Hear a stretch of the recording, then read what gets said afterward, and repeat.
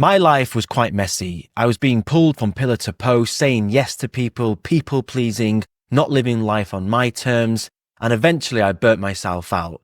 And life used to feel quite overwhelmed until I started to implement these 6 things, which I'm going to be discussing in this video to help simplify my life and find purpose and meaning. Simplifying my life was a game changer. I realized that less isn't just more, it's actually freeing. If you are tired of feeling overwhelmed by life, then make sure you stick around to the end, because by the end, you'll find out exactly how to create space for the life that you deserve. Trying to make everyone happy was making me miserable. I am a recovered people pleaser. In fact, I'd say that I'm still recovering.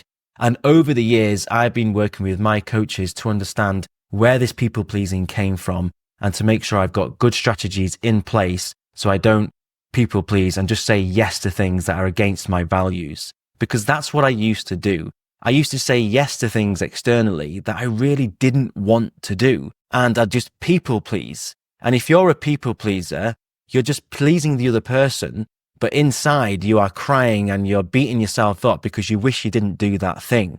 But when I stopped people pleasing and put effective boundaries in place and also started to use effective communication, this helped to simplify my life so much. When I stopped people pleasing, this actually gave me the freedom to focus on my relationships and goals and the things that really matter in my life. And what went in hand with reducing people pleasing was actually reducing my circle. I used to have a lot of friends, a lot of acquaintances, and this kind of went hand in hand with when I went alcohol free. Now, this is not because I didn't want to be friends with these people, but because I started to make lots of changes to myself. I got invested into self-development, I started to build a business, and I also started a family. And obviously when I quit drinking alcohol 7 years ago, I lost a lot of those acquaintances, especially drinking buddies. Now, these people, they're not bad. There's nothing wrong with them. They're fantastic people. It's just we no longer aligned with what I was trying to do. Just we were on different paths, different journeys in life, and that's absolutely fine. But what I found was when I reduced my circles, I could then focus on quality relationships that actually have meaning. And it's not just surface level talk. And this is actually quite common in men, that we just speak about surface level things. And my relationships now with my friends and my family, and it's a much more closer, it's much smaller, but the relationships are so much more meaningful. And that helps with my fulfillment. And also it's in alignment with my goals and where I'm heading in life. I used to live my life in the future. I was rarely present. I was always chasing something, whether that was something in my career or my personal goals. It was always go, go, go. And I was rarely present in the moment. So when I stopped and quit living for the future, I actually found more freedom, more inner peace in the present. And this went hand in hand with my meditation practice. I'm someone who's been meditating now for almost 7 years, and it's taught me so much. And it's helped me to be more present and be here in the now, rather than just thinking about something else in the future. So even though I'd be hanging around with my friends, or if I was in the office at work, I was rarely present on the thing that I was doing because my mind was always somewhere else. Even if it was like conversations with people, I was always thinking about the next thing or thinking about the future or something else. And what helped with this is a meditation practice. Just 10 minutes a day, focusing on the breath, helped me to come back to the present moment. And over the years, this has helped me to just focus on the here and now. Now, I am a coach, and that doesn't mean you don't have any goals. No, of course, you can still have ambitions. You can still have goals that you can set, but it's making sure that you are living for today, right now, and not just putting things off or chasing things that are in the future. And the way that you can do that is through a meditation practice. And if you're interested in learning how to do that and understanding more about meditation, then check out the video up here, and I'll also leave a link below. My phone used to dominate my life. I was someone who would sit there scrolling endlessly on social media.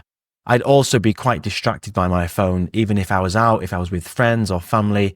I seemed to be always on my phone. I'd respond to every single notification that would pop up. This has taken years to work on this, but when I quit the endless scrolling, This gave me more purpose. It gave me more meaning. It allowed me to be fully present in the moment and just simplify my life. So one of the things that I did was I turned my iPhone into a dumb phone. And I've done this using the app called the Blank Spaces app. I also disabled all of my notifications. So my main used app on my phone, and it probably is for yourself, is WhatsApp.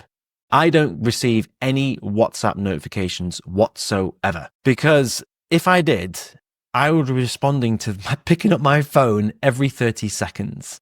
Because I use WhatsApp for personal, I also use it for business. It is the most used app on my phone. So I disabled the WhatsApp notifications, and this allowed me to reduce my screen time significantly, but also the endless scrolling as well. By using the Blank Spaces app and turning my phone into a dumb phone, disabling all of my notifications on my phone, especially my most used apps, this has helped me to simplify things, stop the endless scrolling, and not just responding to things every time my phone alerts me. It's helped me to just distance myself from my phone, and I'll decide when I pick up the phone, not when a notification comes in. And I've made it very clear to my family and my friends that I don't receive WhatsApp notifications. And if things are urgent, they have to telephone call me. Waking up to no plan led to wasted days. If you've got no plan once you wake up for the day ahead, then you're not growing. And if you're not growing, then you're dying. And most people are waking up like this. It's about setting your intentions for the day. I used to be someone who would just wake up with no plan, just scroll on my phone, eat a sugary breakfast, drive to the office, do the work that I did there, drive home again, maybe go to the gym, then watch TV, eat dinner, watch TV again, and then go to bed and do it all again the next day. Most people are living like that. I didn't really have any goals. I had some goals, but those goals weren't really clear. They weren't really written down. So I used to just wake up, have no plan. But once I stopped doing this helped to simplify things because I wasn't getting knee-jerked around all over the place.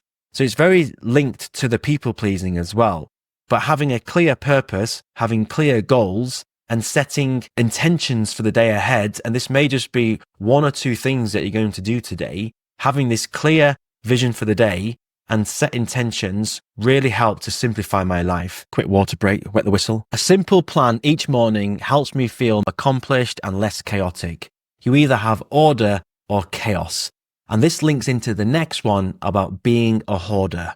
I used to be someone who would hoard everything. I used to just keep things. My attic used to be filled up with stuff. I'd have drawers filled up with stuff and I'd hold on to things. But over the years, as I've lived in different countries and moved around, I've actually reduced the amount of things that I own. And this is linked into minimalism, which I'm sure you probably watched some videos on that. The more that you live minimal, the easier. And you can do this as well with a family. So even when I started a family, I did find that things were getting a bit cluttered again. Once a month, I assess my environment, my house. I actually refer to it as the ship, even though it's not a ship, it's a house.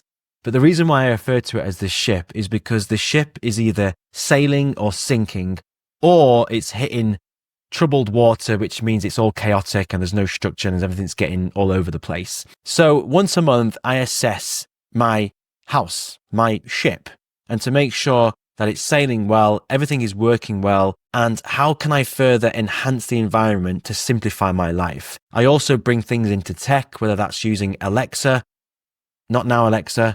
Every time I record videos, this happens. I need to disable Alexa before I start recording YouTube videos. But sometimes I just shout commands to her, and this is all linked up to technology and to my second brain, and to help things flow and make things work easier when in my environment. The sooner you declutter your environment, the better. It helps to simplify things and also free your mind. Remember, life is simpler when we focus on what truly matters. If you enjoyed this video, then make sure you check out this video over here, where we discuss how to get ahead of 99% of people in 2025.